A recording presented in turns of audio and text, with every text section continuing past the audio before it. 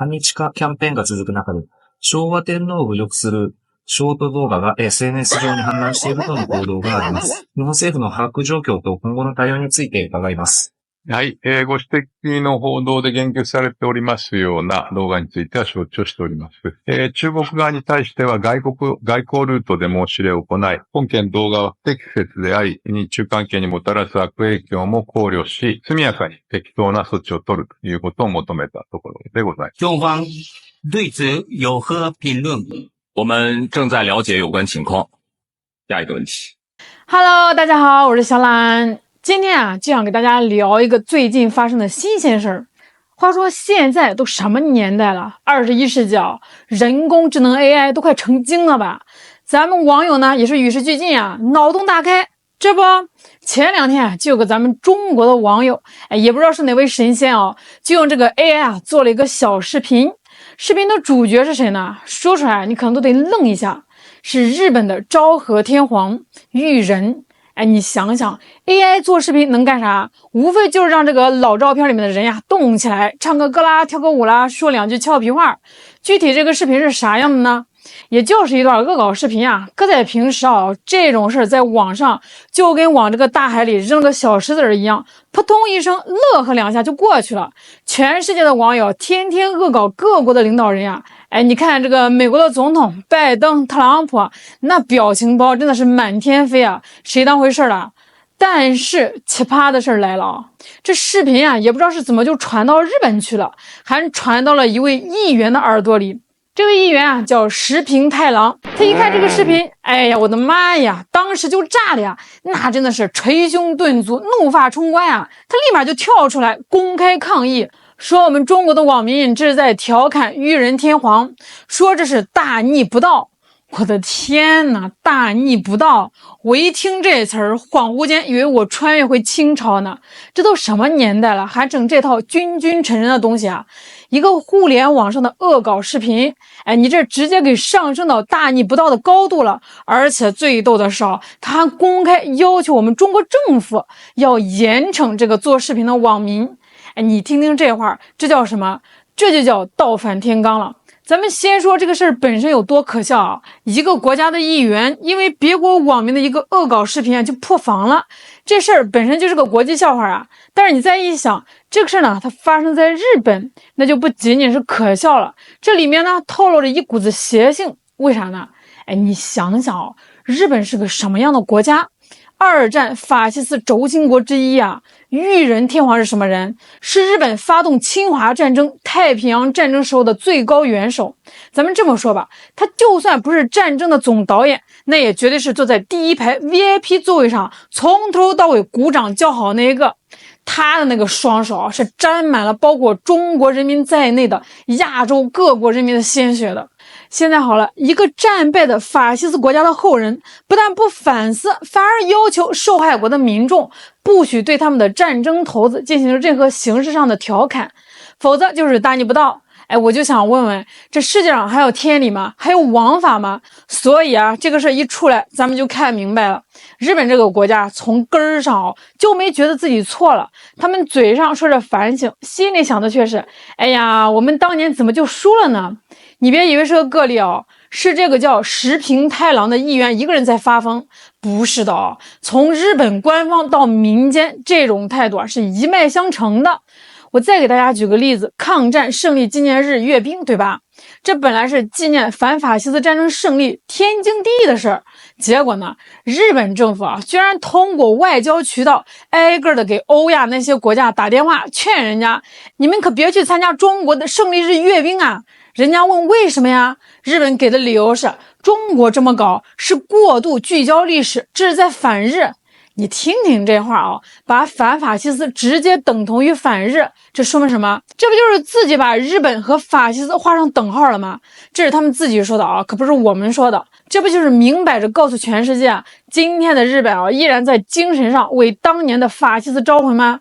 所以很多人说我们要警惕日本重返法西斯道路。我说啊，这个说法其实不准确，他不是重返，因为他压根儿就没离开过，只不过现在啊，他脖子上还套着根狗绳，被这个美国牵着呢。这根绳子让他不能随便呲牙，只能在家哼哼2声。真要有那么一天啊，这绳子松了或者是断了，你信不信？这个国家绝对会第一时间再次走上武力扩张的道路。他那个刻在骨子里的赌徒心态和军国主义思想根本就没有被清除过。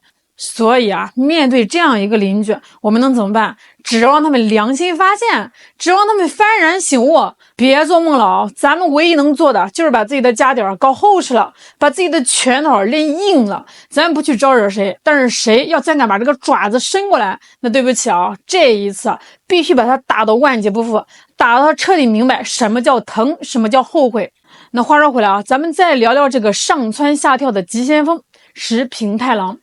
这个人啊，你要深挖一下他的背景啊，那可就更有意思了，简直是现实版的魔幻剧。这位张口闭口的大逆不道，比日本人还孝顺天皇的石平太郎议员，你猜他原来是哪国人？是个正儿八经如假包换的中国人。你没听错，这家伙本名叫石平，注意啊，是石头的石，平安的平。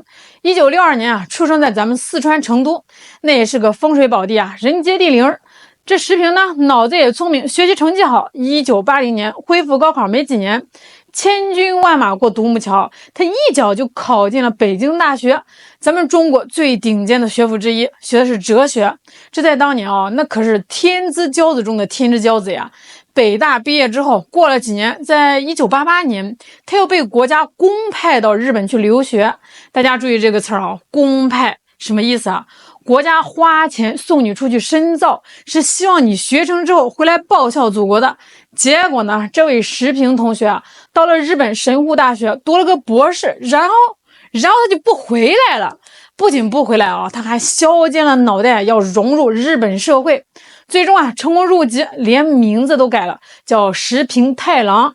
这一下，好家伙，人生仿佛是找到了新的方向。怎么才能证明自己是个合格的日本人呢？怎么才能让他的新主子接纳他呢？他找到一条捷径，那就是骂中国，而且要比土生土长的日本人骂得更狠、更恶毒。这叫什么呢？心理学上有个词啊，叫皈依者狂热，就是一个新加入某个宗教或者团体的人，为了证明自己的虔诚和忠心，往往会表现得比老成员还要激进，还要极端。这位石平太郎就是把这个定律给玩明白了。你看他都干了些什么事儿啊？他公开宣称生在中国是我一生的遗憾。我的天哪，生在哪儿是你自己能选的吗？哎，你爹妈都是中国人，你这连祖宗都不要了呀！2008年，咱们汶川发生了大地震，举国同悲啊！全世界都在援助，日本政府当时也表示要提供援助。结果，这位石平太郎在日本的媒体上公开发表文章，呼吁日本千万不要援助中国。这是人说的话吗？面对天灾，面对自己的同胞受苦受难，他居然是这种态度，你说这个心得黑成什么样了？还有啊，日本的前首相福田康夫算是个对华比较友好的政治家，他曾经参观过侵华日军南京大屠杀遇难同胞纪念馆，还题词写下和平东亚4个字。这本来是一个挺好的姿态，对吧？结果石平太郎直接开骂福田康夫是国贼，是日本的叛徒。你看看啊，为了证明自己有多爱日本，他已经到了这种颠倒黑白、毫无人性的地步啊！他反对中日和平，他否认历史罪行，他仇恨自己的出生。这种人啊，我们通常管他叫什么？叫恨国党，叫逆向种族主义者。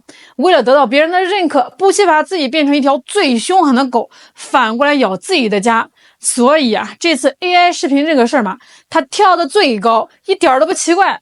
这是他的常规操作啊，是他向他新主子表忠心、刷存在感的绝佳机会。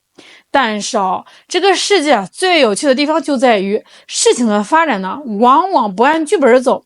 这位石平太郎本来以为自己这么义正言辞一闹，既能表现自己的忠君爱国，又能打击一下中国的嚣张气焰，简直是一举两得呀，美滋滋。但是他万万没想到啊，他这一嗓子直接触发了一个互联网上的黄金定律——史翠珊效应。什么叫史翠珊效应呢？我给大家用大白话解释一下，就是说啊，你越想禁止或者隐藏一个东西，反而会导致这个东西被更多人知道，传播的更广。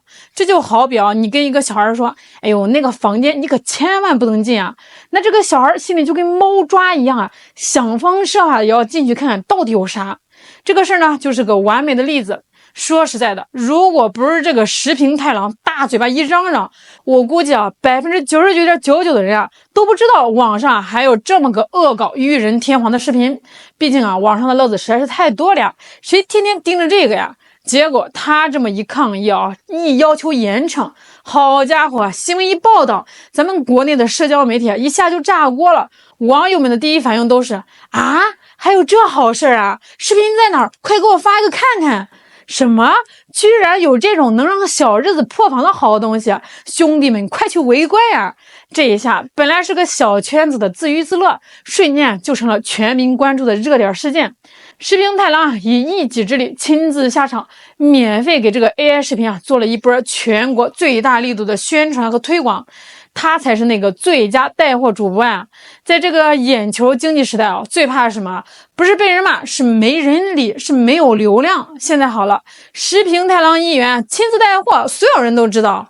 哦，原来做这种视频啊，能精准的戳到某些人的肺管子，能让他们气得哇哇叫。那接下来会发生什么呀？用脚趾头都能想到。果然啊，就在石平太郎抗议之后的几天里，网络上，尤其是咱们这边的短视频平台，一下子就冒出了一大堆类似的 AI 视频，简直就是一场天皇再创作的狂欢节啊！